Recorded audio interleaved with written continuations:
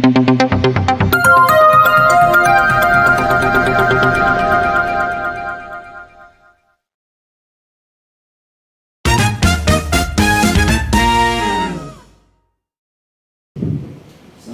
warahmatullahi wabarakatuh. Memang ada pepatah, tidak kenal maka tidak tidak kenal maka tak sayang, tapi tidak berlaku bagi kita karena kita tidak kenal, insya Allah berubah jadi sayang, semakin sayang. Sebelumnya saya perkenalkan juga, karena sudah sayang, dia tambah sayang, perkenalkan saya Catur Deka Fabianto, calon guru penggerak angkatan 10 dari SDN UPTD SPF SDN Serembu Kabupaten Bondowoso. Di sini saya mencoba diseminasi budaya positif dalam rangka guru penggerak, tugas dari guru penggerak yaitu menyebabkan pemahaman dan pengalaman diseminasi budaya positif di UPTD SPF SDN Sumber Salam 1. Mohon izin terkait kita sudah siap, mohon maaf mengganggu. Selamat, salam dan bahagia. Mari kita belajar bersama, berkolaborasi, saling mendukung dan mewujudkan disiplin positif di sekolah SDN Sumber Salam 1 ini. Destinasi ini terkait modul 1, modul 1.1, 1.2, 1.3 dan 1.4, yaitu refleksi filosofi pendidikan nasional Ki Hajar Dewantara, nilai dan peran guru penggerak, visi guru penggerak dan budaya positif. Menurut Ki Hajar Dewantara, tujuan pendidikan adalah menuntun segala kodrat anak agar mereka dapat mencapai keselamatan dan kebahagiaan yang setinggi-tingginya, baik sebagai manusia maupun sebagai anggota masyarakat. Pendidik hanya dapat menuntun tumbuh atau hidup kodrat anak agar dapat memperbaiki tingkah lakunya. Budaya positif adalah nilai dan kebiasaan di sekolah yang berpihak pada murid agar dapat berkembang menjadi pribadi yang kritis, penuh hormat dan bertanggung jawab sesuai dengan profil pelajar Pancasila. Konsep inti budaya positif yaitu perubahan paradigma belajar, yang kedua disiplin positif, yang ketiga motivasi perilaku manusia, keyakinan keras, hukuman dan penghargaan, kebutuhan dasar manusia, dan yang keenam posisi kontrol guru, yang terakhir segitiga restitusi.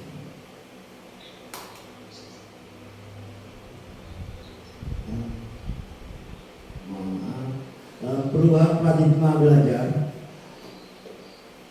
dirancang berbeda pada murid berdasarkan prinsip pembelajaran yang terdiferensi sehingga setiap murid belajar sesuai dengan kebutuhan dari tahap perkembangan untuk mewujudkan profil pelajar Pancasila. Perubahan paradigma belajar dalam membangun budaya positif lingkungan dapat menyediakan lingkungan yang positif, aman dan nyaman agar siswa mampu berpikir, bertindak dan mencipta dengan merdeka, mandiri dan bertanggung jawab. Disiplin sangat berkaitan dengan kontrol guru terhadap siswa.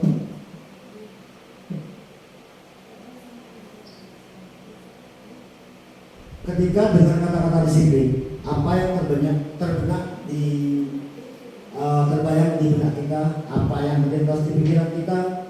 Kebanyakan orang yang menghubungkan kata disiplin dengan kata tertib, teratur, dan kepatuhan pada peraturan.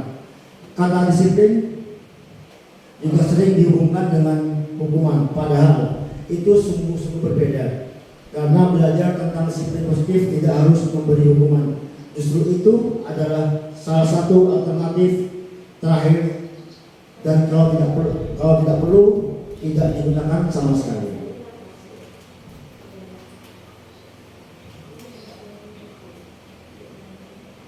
Dalam budaya kita, makna kata disiplin dimanai menjadi sebagai suatu yang dilakukan seseorang pada orang lain untuk mendapatkan kepatuhan. Kita cenderung menghubungkan dengan kata disiplin dengan ketidaknyamanan. Kita bermain di sebelah kiri adalah, kita bayangkan Anda adalah Bapak Ibu guru adalah A, di mana tugas Bapak Ibu guru mengepalkan tangan, salah satu tangan Anda Bapak Ibu, di mana Bapak Ibu membayangkan bahwa Anda menyimpan suatu yang sangat berharga di dalam kepalan tangan Anda. Bapak Ibu perlu menjaga benda tersebut yang ada di dalam kepalan sekuat tenaga, karena begitu pentingnya untuk kehidupan Bapak Ibu guru sekalian. Dan rekan kita sebelah kanan atau sebelah utara, kita coba TB, kita sebut TB, mencoba dengan segala cara untuk membuka kepala Anda. TB atau rekan-rekan yang sebelah utara boleh membujuk, menghardik atau mengintimidasi, memarahi, menggoda, menggelitik, bahkan menawari Anda Bapak Ibu sekalian. Tim A memberikan uang agar Bapak Ibu tim A bersedia membuka kepalan tangan.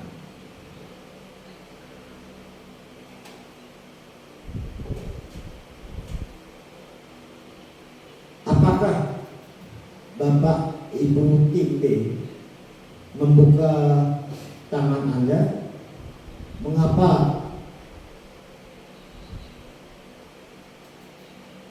Apa alasan Anda tim B membuka kepalan tangan Anda? Tim A sebenarnya, tim A. Apakah Bapak Ibu menutup kepalan tangan? Mengapa dan apa alasan Bapak Ibu menutup kepalan tangan? Dalam kegiatan ini sesungguhnya siapa memegang kendali atau kontrol untuk membuka tutup kepalan tangan?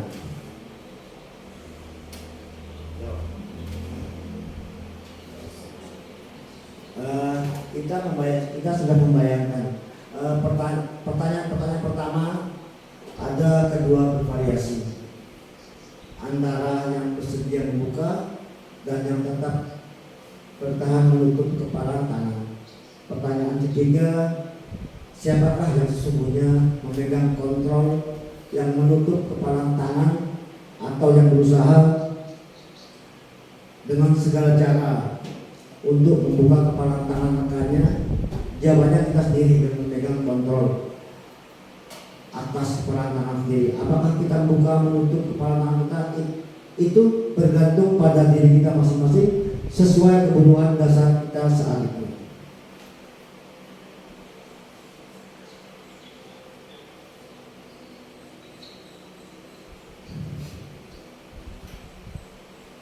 Perubahan paradigma teori kontrol. Ilusi guru mengontrol murid.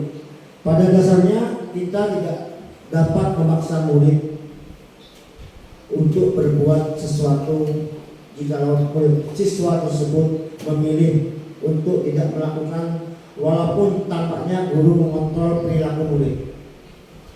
Hal demikian terjadi karena murid sudah mengizinkan dirinya dikontrol. Teori kontrol menyatakan bahwa semua perilaku memiliki tujuan, bahkan terhadap perilaku yang tidak sesuai. Yang kedua, ilusi bahwa semua perbuatan positif, efektif dan bermanfaat. Penguatan positif atau bujukan dalam bentuk kontrol, segala usaha mempengaruhi murid agar mengulangi suatu perilaku tertentu adalah suatu usaha untuk mengontrol murid tersebut. Dalam jangka waktu tertentu, kemungkinan murid tersebut akan menyadari dan mencoba untuk menolak bujukan kita. Bisa jadi murid tersebut tergantung pada pendapat sang guru untuk berusaha. Yang ketiga, ilusi bahwa kritik membuat orang merasa bersalah dapat menguatkan karakter. Menggunakan kritik, rasa bersalah untuk mengontrol murid menjadi pada identitas gagal. Yang keempat, ilusi bahwa orang dewasa memiliki hak untuk memaksa. Bahwa orang dewasa percaya bahwa mereka memiliki tanggung jawab untuk membuat murid-murid berbuat hal tersebut. Apapun yang dilakukan dapat diterima selama ada sebuah kemajuan berdasarkan sebuah pengukuran kinerja. Pada saat itulah orang dewasa menyadari bahwa perilaku memaksa tidak akan efektif untuk jangka waktu yang panjang dan mampu hubungan permusuhan akan terbentuk. Perubahan stimulus respon, teori kontrol. Bisakah kita mengontrol seorang? Stimulus respon, kita mencoba mengubah orang agar berpandangan sama dengan kita. Teori kontrolnya, kita berusaha memahami pandangan orang lain tentang dunia. Yang kedua, perilaku buruk dinilai sebagai suatu kesalahan. Dalam teori kontrol, semua perilaku memiliki tujuan. Dalam teori kontrol, hanya Anda yang bisa kontrol diri Anda, tapi pada stimulus respon, orang lain bisa kontrol saya. Pada stimulus respon, pemaksaan ada pada saat kunjungan gagal. Kolaborasi dan konsensus menciptakan pilihan-pilihan yang baru. Pada stimulus respon, model berpikir menang atau kalah, tapi dalam teori kontrol, model berpikir menang dan menang.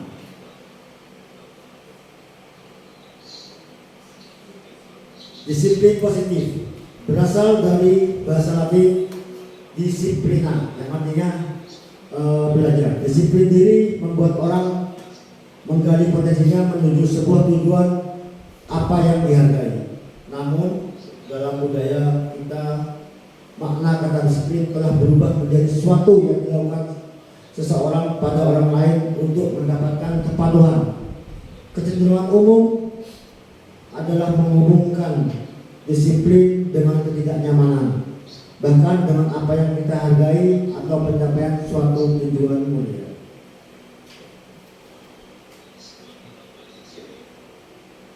Disiplin positif adalah kemauan memerintah diri dalam mengontrol dan menguasai diri untuk memilih tindakan yang mengacu pada nilai-nilai yang kita hargai dengan tanggung jawab dan tanpa diperintah orang lain.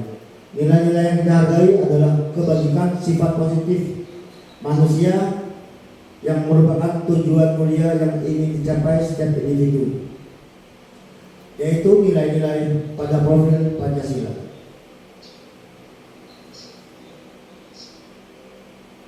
Motivasi perilaku manusia. J.N. Wilson dalam bukunya menyatakan 3 motivasi perilaku manusia, yaitu untuk menghindari ketidaknyamanan atau hukuman. Yang kedua, mendapatkan imbalan atau penghargaan orang lain. Yang ketiga, menjadi orang yang mereka inginkan dan menghargai diri sendiri dengan nilai-nilai yang mereka percaya. Motivasi perilaku manusia.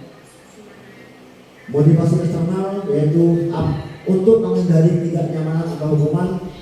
Apa yang terjadi apabila saya tidak melakukan? Untuk mendapatkan yang kedua, untuk mendapatkan imbalan yang dari orang atau institusi. Apa yang akan saya dapatkan apabila saya melakukannya? Dan yang ketiga, untuk motivasi internal, tujuan disiplin positif untuk menghargai diri sendiri menjadi insan sesuai harapan kita. Saya akan menjadi orang yang seperti apa bila kita melakukannya. Itulah 3 motivasi perilaku manusia. Merdeka menurut Ki Hajar Dewantara. Merdeka itu artinya tidak hanya terlepas dari perintah, tetapi juga cakap buat pemerintah diri sendiri. Keyakinan kelas, hukuman dan penghargaan.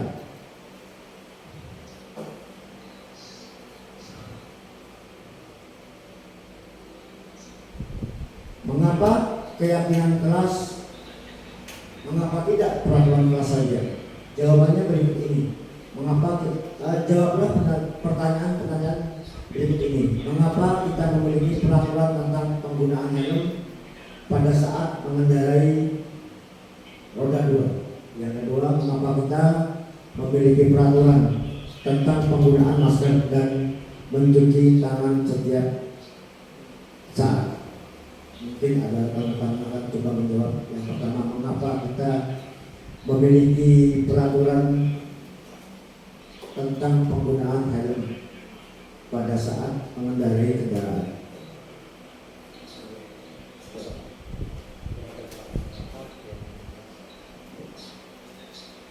Saya coba menjawab. Tujuannya adalah untuk keselamatan, yang kedua untuk kesehatan. Nilai keselamatan dan kesehatan inilah yang kita sebut suatu keyakinan, yaitu nilai-nilai kebajikan universal yang disepakati secara tersirat dan tersurat. Terlepas dari latar belakang suku bangsa maupun agama, seorang akan lebih tergerak dan bersemangat untuk menjalankan keyakinan daripada sekedar mengikuti serangkaian peraturan tertulis tanpa makna.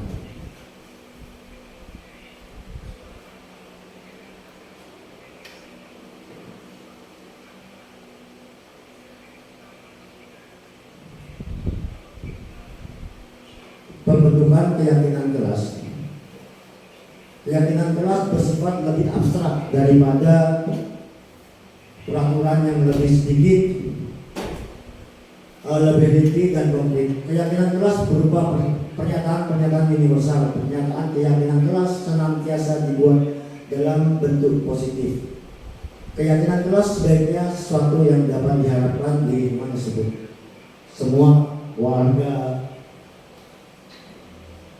kelas hendaknya ikut kontribusi dalam pembuatan keyakinan kelas lewat kegiatan curah pendapat dan bersedia meninjau kembali keyakinan kelas tersebut dari waktu ke waktu.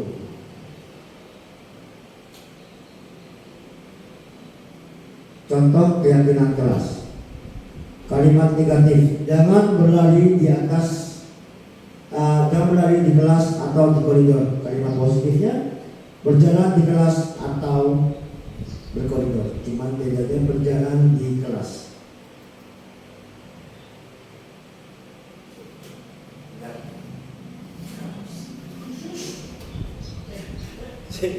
Aduh, ada air sih teman-teman tadi.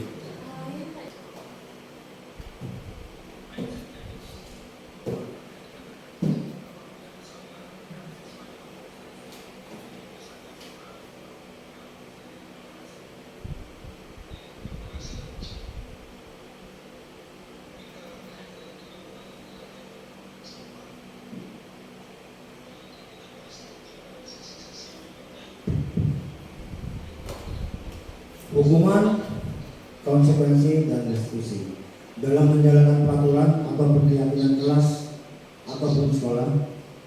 Bila mana ada suatu pelanggaran, tentunya sesuatu harus terjadi. Untuk itu kita perlu meninjau ulang tindakan penegakan peraturan atau keyakinan kelas selama ini. Tindakan terhadap suatu pelanggaran pada umumnya berbentuk hukuman atau konsekuensi. Dalam modul ini akan diperkenalkan program disiplin positif yang dinamakan restitusi. Restitusi adalah proses menciptakan kondisi bagi murid yang memperbaiki kesalahan sehingga mereka bisa kembali pada kelompok mereka dengan karakter yang lebih kuat. Gosen tahun 2024. Restitusi juga merupakan proses kolaboratif yang mengajarkan murid untuk mencari solusi untuk masalah mereka dan membantu murid berpikir tentang seperti apa yang mereka inginkan dan bagaimana mereka harus memperlakukan orang lain.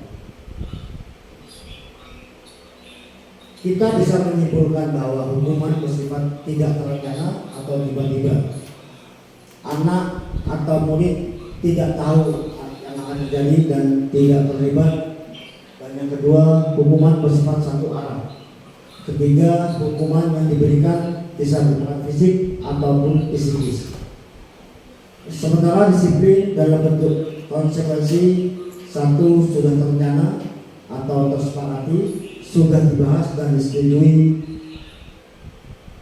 oleh murid dan guru, sudah terencana atau sudah disepakati, sudah dibahas dan disetujui oleh murid dan guru.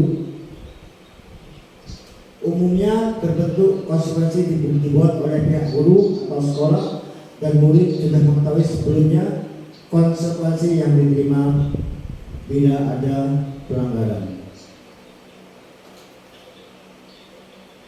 Peraturan selalu kembalikan buku pada tempatnya. Keyakinan kelasnya adalah suatu tanggung jawab. Peraturan dilarang mengganggu orang lain. Nilai-nilai kebajikan yang tujuh, menghormati orang lain dan diri sendiri. Hadir di sekolah 15 menit sebelum pembelajaran dimulai. Keyakinan kelas atau kebajikan yang dituju, menghormati orang lain dan berkomitmen pada tujuan. Dilarang melakukan kekerasan. Keyakinannya keselamatan dan menghormati orang lain. Bergantian atau menunggu giliran. Menghormati orang lain, yaitu kesabaran. Gunakan masker, yaitu kesehatan. Jangan berlari di atas kelas atau koridor, merupakan suatu keyakinan kebijakan yang dituju keselamatan dan keamanan. Tindakan guru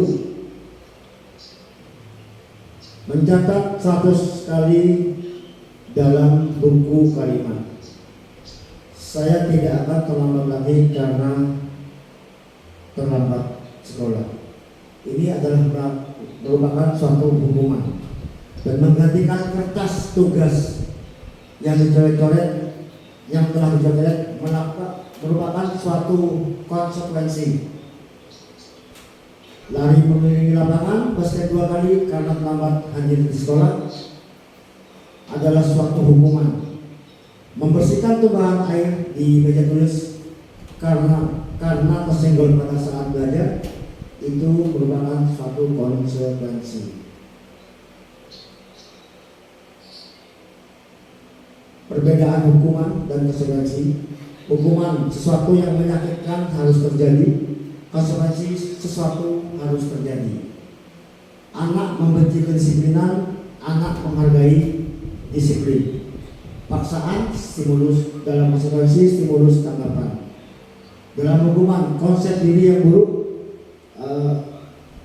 dalam konsekuensi konsep diri yang baik. Anak belajar untuk menyembunyikan masalah pada hukuman. Perbedaannya di konsekuensi, anak belajar untuk mematuhi peraturan. Dalam hukuman kita merasa marah, merasa bersalah, dipermalukan, sehingga merasa tidak dihargai. Dalam perbedaan konsekuensi, kehilangan hak, dibuat tidak nyaman, diasingkan untuk sementara.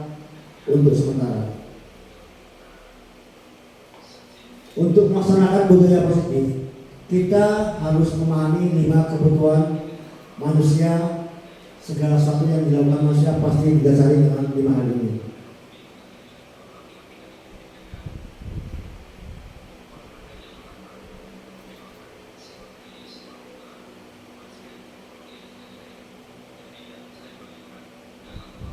Kebutuhan dasar manusia yaitu setiap orang berbeda-beda dan gambarannya kita berbeda-beda. Kita harus memahami pandangan orang lain. 5 kebutuhan dasar manusia adalah penguasaan, kasih sayang, dan rasa terima. Yang ketiga kesenangan, yang keempat kebebasan, dan yang kelima bertahan hidup. Kita saksikan bersama-sama agar lebih jelasnya kebutuhan dasar manusia dalam video ini.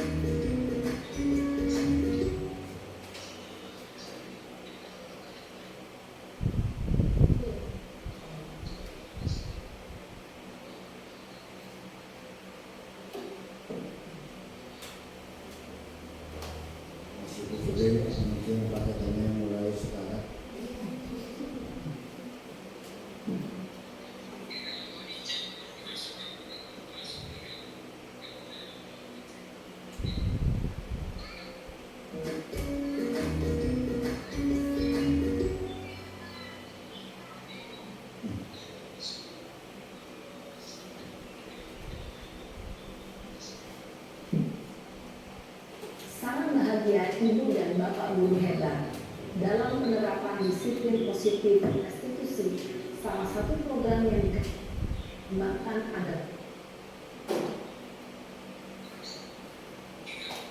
5 posisi kontrol. 5 posisi kontrol dalam restitusi adalah proses perjalanan seorang pendidik agar dapat mengenali dirinya. Pada video kali ini, kita akan membahas tentang 5 posisi kontrol yang dikembangkan oleh Diane Gosser dan contoh penerapannya.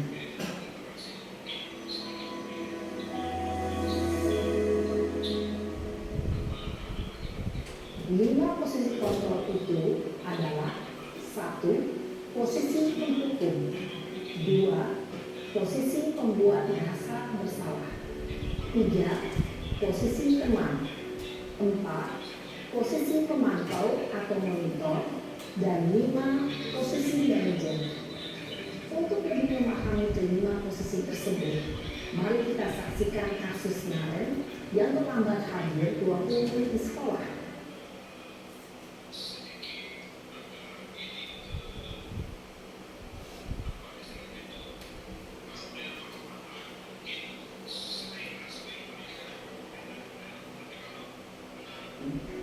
Bagaimana kelima posisi kontrol dalam menghadapi masalah tersebut?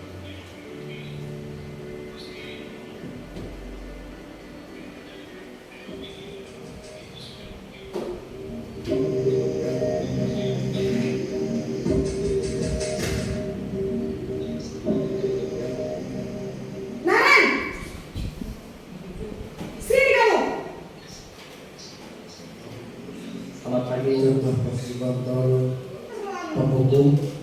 Kamu deh, pasti terlambat. Maaf Bu, saya Apa? Apa coba? Alasan kamu apa lagi? Kapan sih kamu tidak terlambat? Malas sekali ya kamu jadi anak. saya Dasar pemalas. Gak kapok-kapok sih kamu. Sudah berapa kali terlambat? Sana, kamu keliling lapangan basket 2 kali. kenapa saya harus keliling lapangan basket Bu? Kenapa? Kamu melawan ibu? Berani-beraninya jawab. Sudah terlambat, masih berani jawab enggak? Sekarang, keliling lapangan basket 5 kali sekalian. Biar kapok. Cepat. Pergi sana ke lapangan basket. Posisi penghukum biasanya berbicara dengan nada tinggi, menghardik, menunjuk-nunjuk, menyakiti, dan menyindir. Hukuman bisa berupa fisik maupun psikis. Ibu dan Bapak guru hebat, dampak yang terjadi pada murid ketika guru berada pada posisi penghukum adalah murid cenderung akan memberontak, bahkan menyimpan dendam.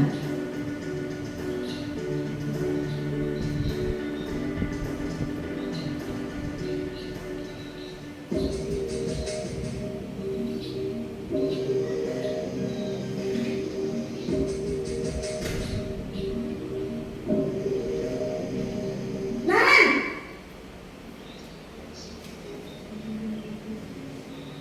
Selamat pagi Bu. Naren. Kamu kenapa terlambat lagi, nak? Ya Tuhan, Naren. Kamu senang ya bikin ibu susah ya? Kalau kamu terlambat lagi, nanti ibu yang ditegur bapak kepala sekolah, nak. Disangka ibu tidak bisa membina kamu. Gimana ini?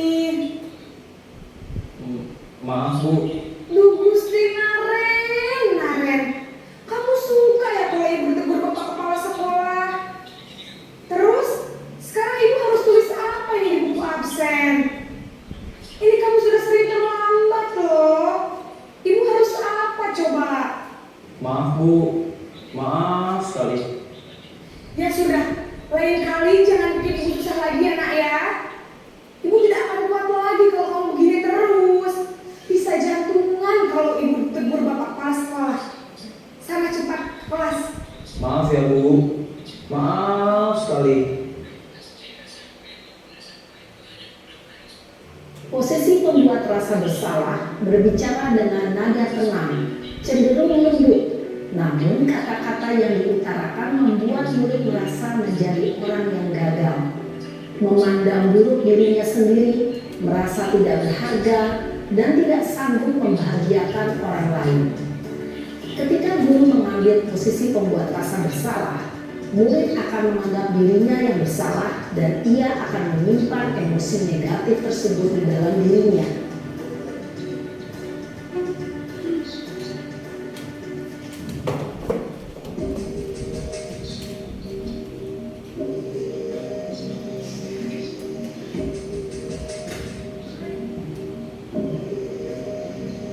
Naren,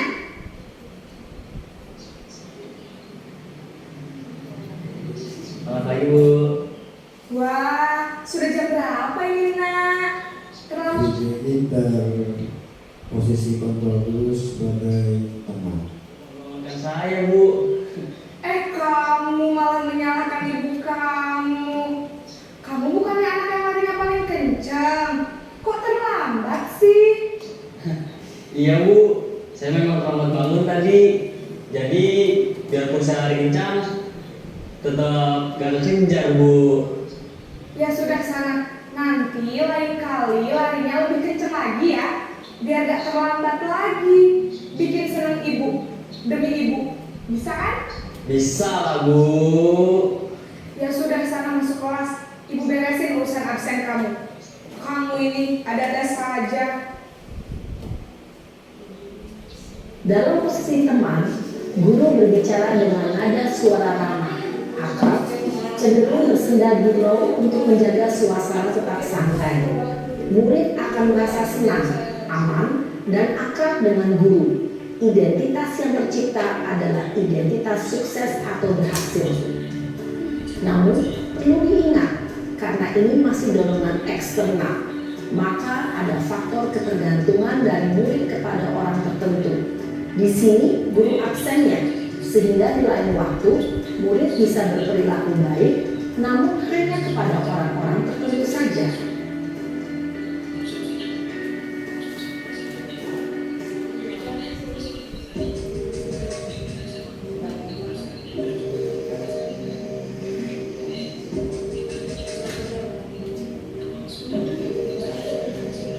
Naren!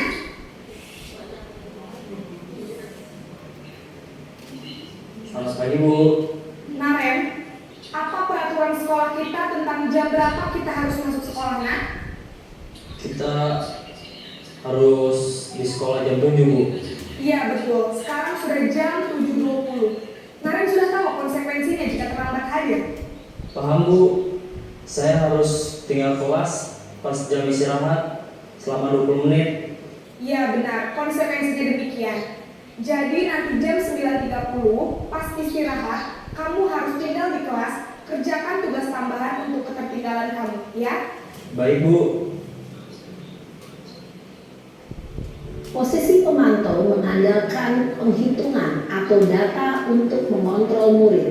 Guru mengarahkan murid berdasarkan peraturan dan konsekuensi. Seorang pemantau menunjukkan bahasa tubuh dan ekspresi wajah yang datar dan cenderung formal.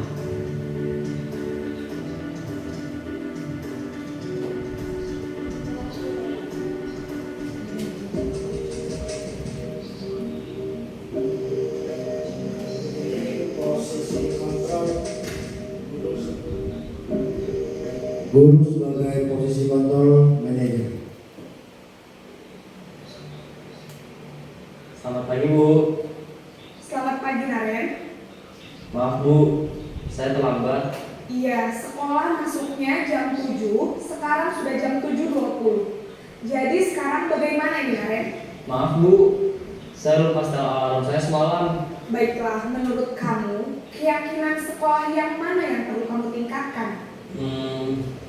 Menghargai diri sendiri dan orang lain mungkin ya Bu. Setuju. Jadi, apakah Naren meyakini prinsip saling menghormati tersebut? Iya Bu, saya meyakininya. Apakah Naren bersedia memperbaiki masalah keterlambatan ini? Bersedia Bu. Bagaimana kamu akan perbaiki masalah keterlambatan ini?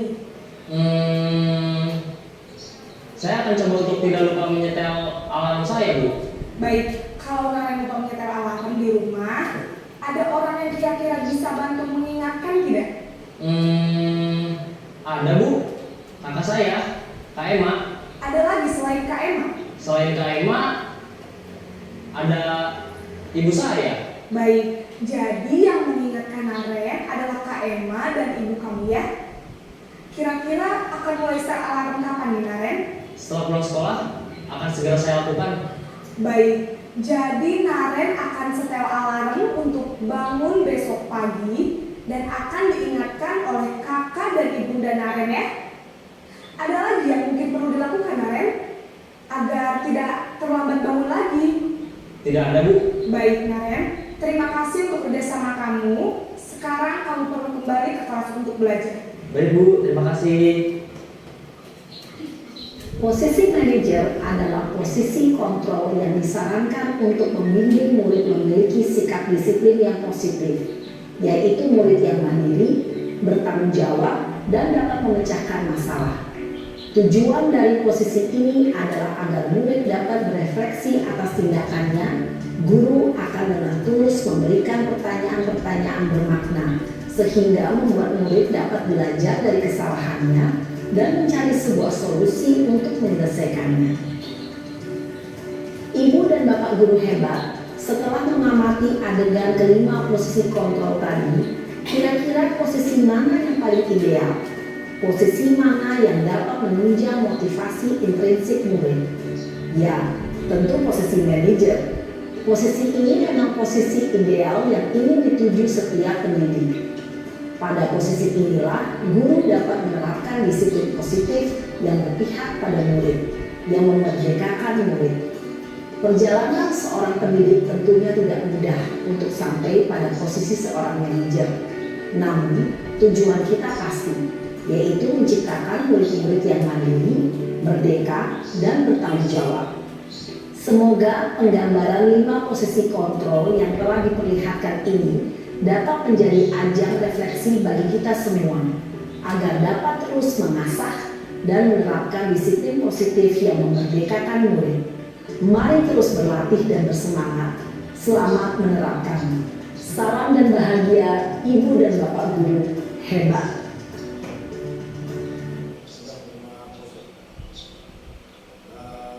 Itulah 5 posisi kontrol guru, video 5 posisi kontrol guru dan bermacam-macam karakteristiknya.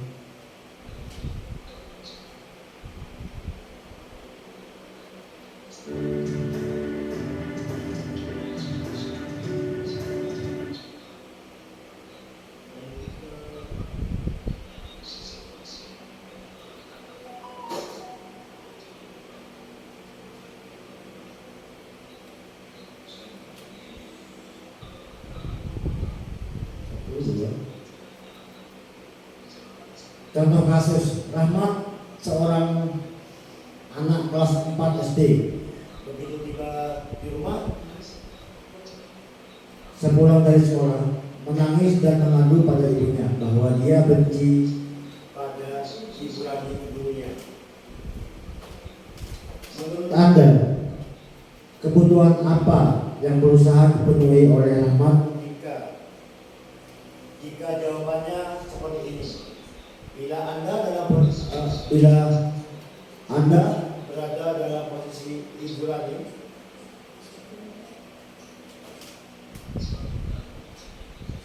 dan mendengar informasi dari ibunya tentang perasaan Rahmat hari itu, apa yang Anda lakukan pada Rahmat besok ketika Rahmat masuk sekolah agar kebutuhan Rahmat terpenuhi? Ketika jawaban Rahmat, ibu guru bilang, aku tidak boleh bersenggang waktu mengerjakan tugas. Katanya kelas harus tenang, tidak ada suara. Kan gak seru jadinya. Rahmat, kebutuhan Rahmat adalah kesenangan. Dan ketika ibu guru tidak menyapaku hari ini, padahal aku pakai ketip baru. Jadi kebutuhan Rahmat adalah kasih sayang dan rasa diterima. Aku bosan Jangan bernama aku bosan, masa belajarnya cuma begitu saja, dengerin guru saja. Kebutuhan Rahmat adalah kebebasan. Dan yang terakhir, aku sebel. Gambarku tidak rapi, malah ibu guru nunjukin ke teman-temanku di depan kelas. Kebutuhan Rahmat adalah penguasaan.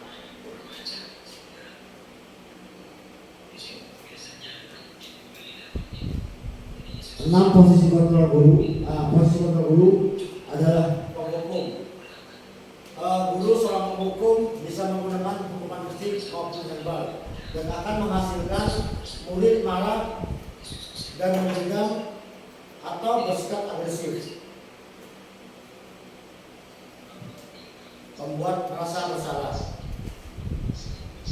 Hasil akan pada posisi ini biasanya guru akan bersuara lembut. Membuat merasa bersalah akan menggunakan keheningan yang membuat orang lain merasa tidak nyaman, bersalah atau rendah diri.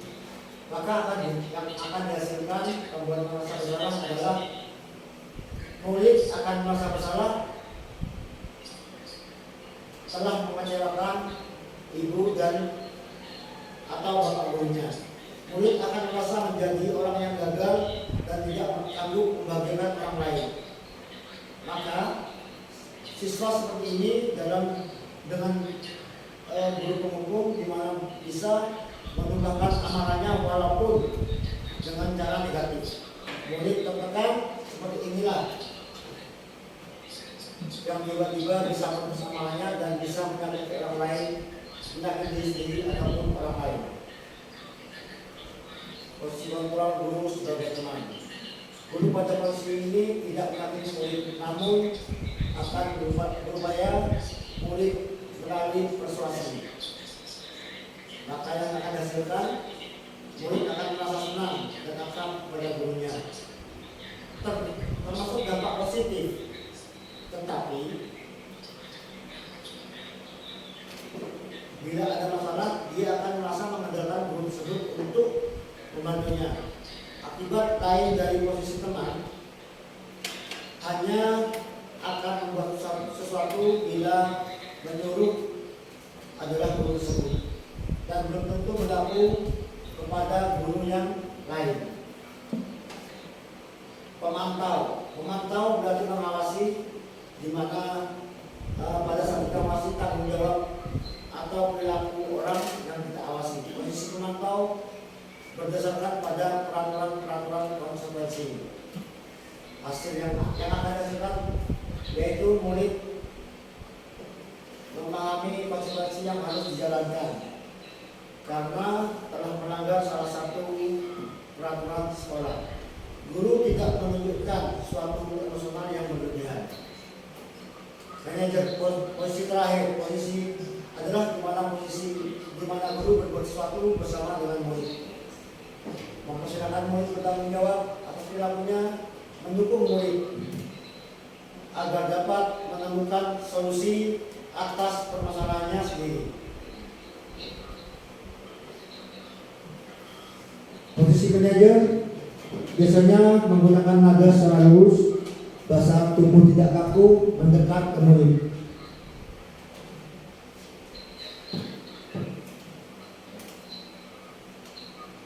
Selanjutnya adalah segitiga restitusi.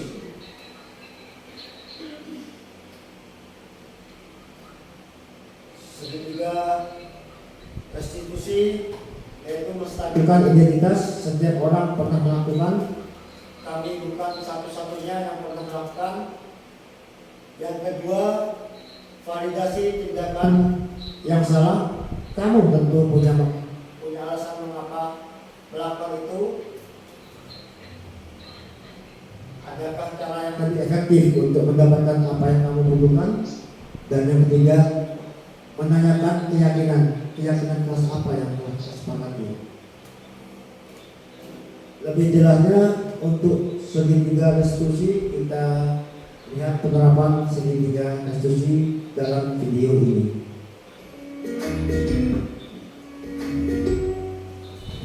Salam dan Guru Hebat. Pada video kali ini kita akan membahas tentang salah satu program disiplin positif yang diterapkan di lingkungan sekolah yang dikenal dengan nama restitusi.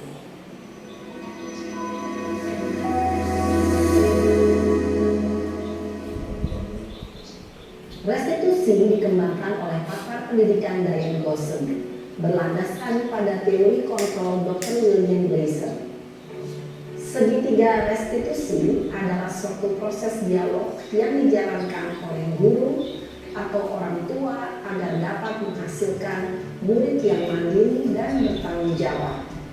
Pada saat guru di posisi manajer, aspek yang dikembangkan pada murid adalah motivasi intensif, sehingga penanaman nilai-nilai kebajikan dapat tumbuh dan berkembang menjadi suatu kebiasaan positif yang akhirnya membentuk karakter murid. Proses dialog ini terdiri dari 3 langkah yang digambarkan pada ketiga sisi pada segitiga restitusi. Sisi pertama adalah menstabilkan identitas. Sisi yang kedua adalah validasi tindakan yang salah. Dan sisi yang ketiga adalah menanyakan keyakinan. Ibu dan Bapak Guru, berikut ini akan ditunjukkan bagaimana seorang guru berada dalam posisi manajer menggunakan penerapan segitiga restitusi.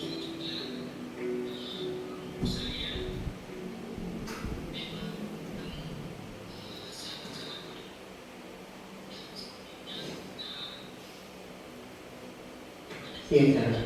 Siap, Pak. Sudah lama gak ketemu Sarah? Kenapa hari ini ada di sini? Kesel, Pak. Kesel banget. Masa aku dikatain tukang fitnah, Pak? Ya aku marah lah. Aku balik ngatain Eka di depan kelas. Kesel banget. Oh begitu. Ya pasti kamu marah dan kesal. Bapak juga akan marah apabila ada yang menuduh Bapak seperti itu. Kemudian pada saat itu kamu mau melakukan apa? Ya saya langsung ngatain Eka lah, Pak. Kesel banget. Saya bentak-bentak dia di depan teman-teman lain. Oh begitu. Pasti kamu melakukan seperti itu karena suatu alasan tertentu kan? Iyalah, masa saya diam saja, Pak? Ya saya bela diri lah. Masa saya dituduh tukang fitnah? Ya wajar lah. Mempertahankan harga diri itu sesuatu yang penting buat kamu. Untung kamu tidak bertindak lebih gegabah lagi, hanya membentak-bentak. Iya, Pak. Untung saya masih bersabar dan hanya membentak saja. Sudah gemes padahal. Saya pasti bela diri lah. Ya pasti ya. Tapi kamu memilih untuk tetap bertahan dan bersabar. Kamu memilih untuk tidak berbuat lebih parah lagi, kan? Iya. Nah, sekarang coba kita lihat lagi tindakan kamu yang bentak-bentak Eka di kelas. Tindakan kamu itu kira-kira sesuai dengan keyakinan kelas atau prinsip kamu tidak? Enggak lah, Pak. Capek, Pak, jadi pemarah. Jadi keyakinan atau prinsip mana yang kurang sesuai dengan keinginan kamu? Ya, saya sebenarnya sangat menghargai orang lain. Mungkin saat itu saya menjadi emosi, jadi tidak menunjukkan sikap itu. Kamu meyakini tidak menghargai orang lain itu penting buat kamu? Yakinlah, Pak. Iya, setuju. Kita harus saling menghargai. Namun ada juga keyakinan yang kita sepakati yang perlu kita jalankan apabila kita sedang marah, kan? Ya, saya bisa lebih proaktif, mulai dengan diri sendiri.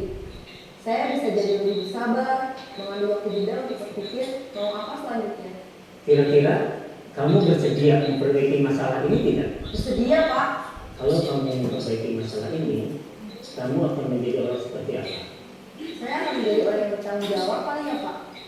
Dan senantiasa proaktif. Iya, menurut kamu bagaimana rasanya menjadi orang seperti itu? Ya nyaman lah, bangga bisa bersabar dan menahan diri. Baiklah kalau begitu.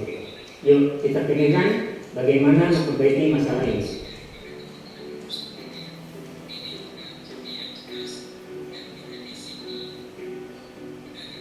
Ibu dan Bapak Guru Hebat, baru saja kita menyaksikan contoh bagaimana seorang guru berada dalam posisi manajer menggunakan penerapan segitiga restitusi.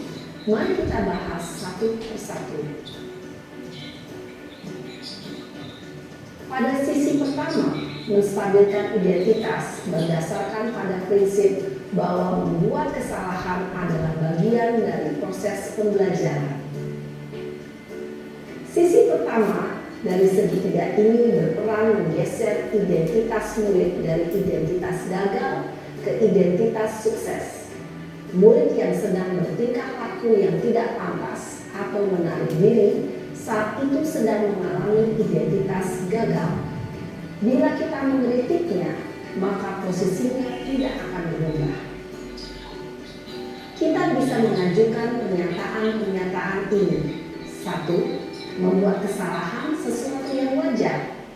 2. Manusia tidak ada yang sempurna. 3. Kita bisa memperbaiki masalah ini.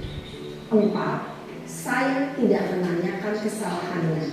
Saya lebih fokus bagaimana memperbaiki masalah ini. 5. Apakah saat ini kamu tengah menjadi orang yang baik untuk dirimu sendiri? Pada sisi kedua, validasi tindakan yang salah berlandaskan pada prinsip bahwa setiap perilaku berupaya memenuhi suatu kebutuhan tertentu. Guru yang telah memahami teori kontrol akan bergeser dari pemikiran stimulus respons menjadi proaktif dan mencoba untuk mengenali tujuan dari perilaku murid. Mengenali dan mengakui kebutuhan murid ini dapat memperbaiki hubungan dengan murid tersebut. Pernyataan atau pertanyaan bisa disampaikan dengan nada suara tidak menghakimi atau memojokkan, sehingga dapat mengembalikan murid pada posisi positif. 1. Kamu bisa saja bertindak lebih gegabah lagi dari ini. 2. Kamu bukan melakukannya tanpa suatu alasan tertentu. 3. Kamu melakukannya karena mempertahankan sesuatu yang penting bagimu. 4. Mungkin kamu bisa mempelajari suatu perilaku baru yang lebih efektif. Bersediakah kamu mempelajarinya? Selanjutnya, kita akan simak sisi terakhir, yaitu menanyakan keyakinan.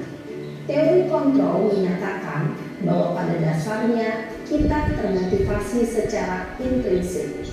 Pada saat perilaku yang salah telah divalidasi dan identitas sukses telah stabil, maka murid telah siap menaikkan keyakinan-keyakinannya dengan tindakannya yang salah.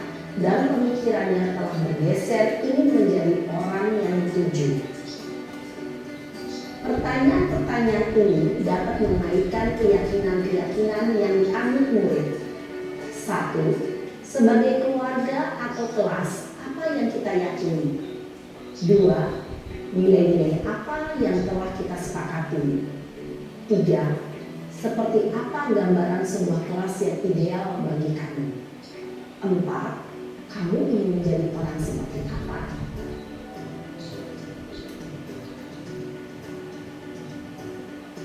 Dalam menerapkan segitiga restitusi, perlu diperhatikan beberapa hal, yaitu 1. Perilaku yang salah perlu dikaitkan dengan nilai-nilai atau keyakinan-keyakinan yang telah disepakati atau dituju. 2.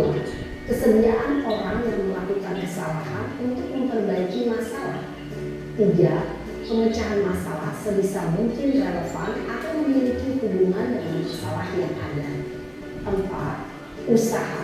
Perlu adanya suatu usaha perbaikan dari pihak yang berbuat kesalahan. 5. Waktu. Perlu didedikasikan waktu dari pihak yang berbuat kesalahan. Tanyakan kapan akan mulai dilakukan usaha untuk memperbaiki masalah. Dengan memahami struktur penerapan segitiga restitusi, diharapkan guru dapat menerapkan posisinya sebagai manajer dengan mengajukan pertanyaan-pertanyaan bermakna yang dapat membuat murid menjadi lebih percaya diri, bertanggung. Yang mau CPP dulu?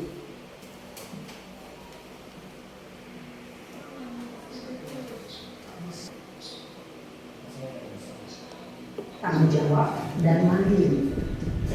Nah, ibu bapak guru perlu tidaknya mengikuti ketiga tahapan dalam segitiga restitusi bergantung pada ringan beratnya suatu permasalahan. Misalnya, bila permasalahan kesalahan tersebut ringan, maka tidak perlu dijalankan secara berurutan. Bahkan bisa semudah menanyakan apa keyakinan yang kita sepakati.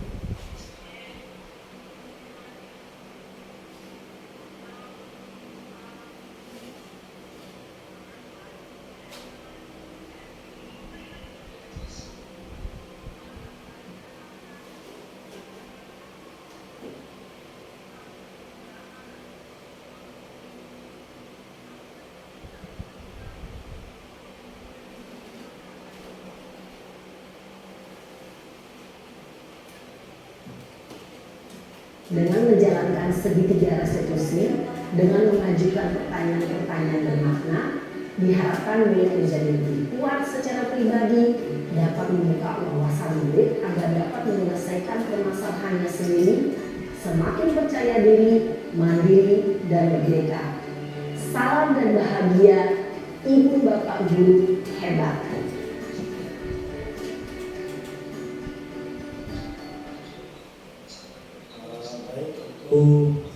Video tentang segitiga restitusi agar kita lebih mengenal segitiga restitusi, dan selanjutnya segitiga restitusi adalah proses menciptakan kondisi bagi murid untuk memperbaiki kesalahan mereka sehingga mereka bisa kembali pada kelompok mereka dengan karakter yang lebih kuat yang disampaikan oleh dosen pada tahun 2004. Langkah-langkahnya yaitu satu, menstabilkan identitas, yang kedua validasi tindakan salah, dan yang ketiga menanyakan keyakinan. Apa yang harus dilakukan guru untuk membangun budaya positif di sekolah? Yang pertama, jadikan diri guru sebagai contoh atau teladan. Jadilah guru yang tidak hanya sekedar mementingkan nilai akademis, tetapi juga mengapresiasi usaha murid. Yang ketiga, ajarkan nilai moral dalam pelajaran sehingga tugas guru lebih dari sekedar mengajar. Yang keempat, jujur pada diri sendiri dan terbuka pada kesalahan. Yang kelima, mengajarkan etika dan sopan santun. Dan yang keenam, memberikan kesempatan kepada murid untuk belajar memimpin. Yang ketujuh, berbagi pengalaman dan cerita inspiratif. Yang kedelapan, mengembangkan gerakan literasi agar peserta didik lebih berpikir kritis.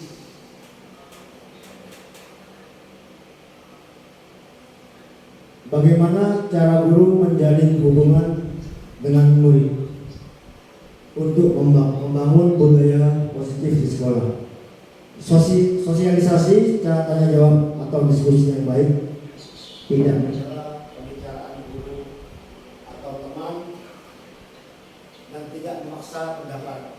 Yang kedua, guru menunjukkan sikap konsisten, komitmen terbuka, dan dapat dipercaya. Yang ketiga, guru melibatkan peran aktif orang tua. Guru juga membuat kesepakatan kelas bersama siswa. Guru tidak bersikap menghakimi, tetapi lebih evaluatif dan efektif terhadap kesalahan siswa.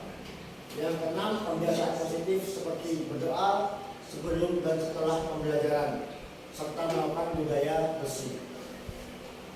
Yang ketujuh, menjalin ikatan emosional agar peserta didik lebih bersemangat belajar tanpa merasa terbebani.